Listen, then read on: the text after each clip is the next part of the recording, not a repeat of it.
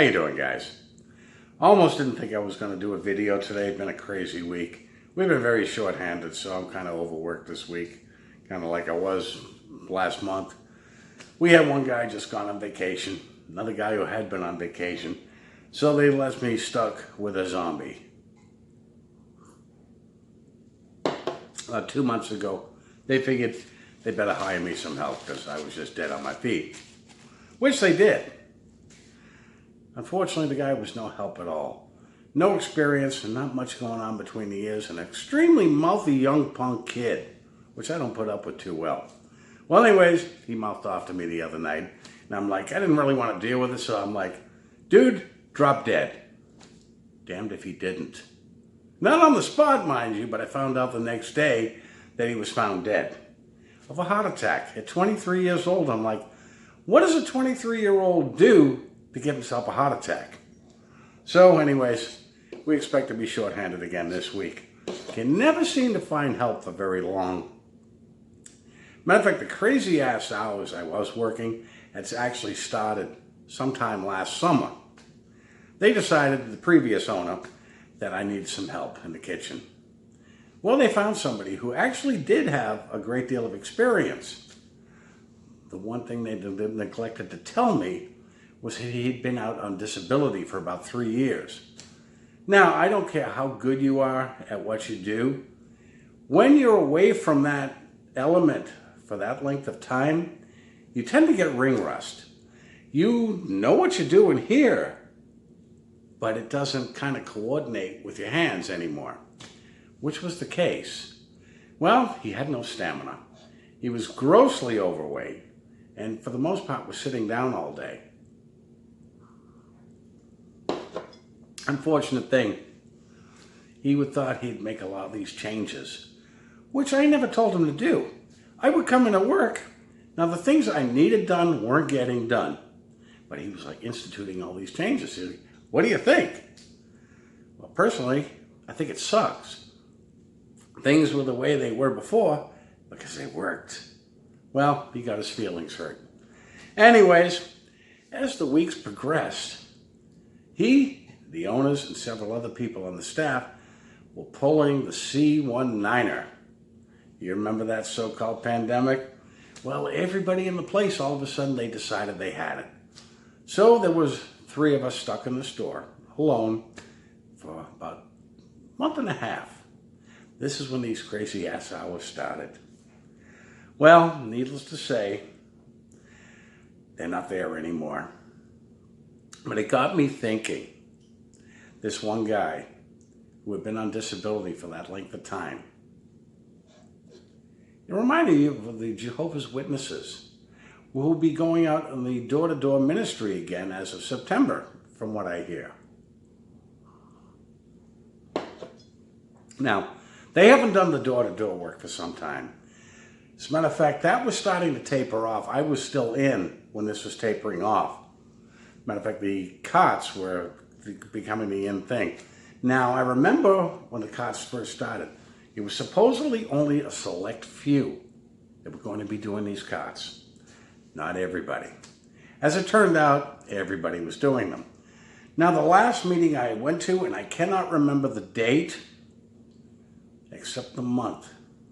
It was November the 15th was actually the last meeting I actually went to. That's when they changed the midweek meeting. Did away with the ministry school and did away with everything else and came up with this new hoo-ha. And I do remember a number of the witnesses saying, I don't like it. That was the last meeting I went to. Now, the one thing I did enjoy was the ministry school. And I'm thinking, what lummox would do away with the ministry school? That to me seemed like a necessity. I mean, that basically taught people how to speak correctly, and they were doing away with it. Well, I didn't realize at that time that they were doing away with the door-to-door ministry in favor of the cot witnessing. Now, I can't substantiate this or not, but I thought at the time when they did away with the door-to-door was to keep the witnesses away from the general public so that they wouldn't hear about the child abuse lawsuits, which was a possibility. Now, the thing was, Watchtower realized that if Jehovah's Witnesses are hiding behind cots, really, nobody's going to go up and talk to them. It was a different scenario when they come to your door. Well, as it was, the cot witnessing backfired because the general population wasn't causing them the problems. It was the former Jehovah's Witnesses. Well, after the pandemic and the meetings were canceled and the ministry was canceled, Jehovah's Witnesses probably figured they were done with the ministry altogether. Not quite so. It looks to me that the numbers have dwindled so much, and they're not quite ready to discard the religious aspect of it yet, because then they'll have to start paying taxes. So they need to drum up new members, and they can't do that with the cot witnessing. So they need to go out there and go door to door again. Now my thing is, most of your Jehovah's Witnesses, all of your Jehovah's Witnesses have been away from it for so long. Are they going to have the same fire that they did once before? Are they going to be able to speak correctly? They've been away from it. They don't have the ministry school anymore. And what about your few new Jehovah's Witnesses who never had the ministry school? Are they going to be able to do the door-to-door? The other thing they want to consider, some years has passed, and the general public is more educated on what goes on inside of Watchtower and inside of many of your high control groups as far as child sex abuse, Scientology, Mormonism, and several others. They're not as ignorant as they once were. I'm just wondering how Jehovah's Witnesses will handle it if they go and knock on the door and somebody points this out to them. They can't act like they do on the carts because they went to their door. So how are they going to do it? And for that matter, are they going to have the same zeal that they once did for the ministry? Now, at this point in time, they were probably thinking, well, they're probably going to change the message to a more of a condemnation now. But that isn't going to happen. See, at one time, I was still in when they were talking about it. They were going to change the message to a message of judgment. The doors are closed. There'll be no new witnesses coming in. Basically, you're all dead. But that's not going to happen.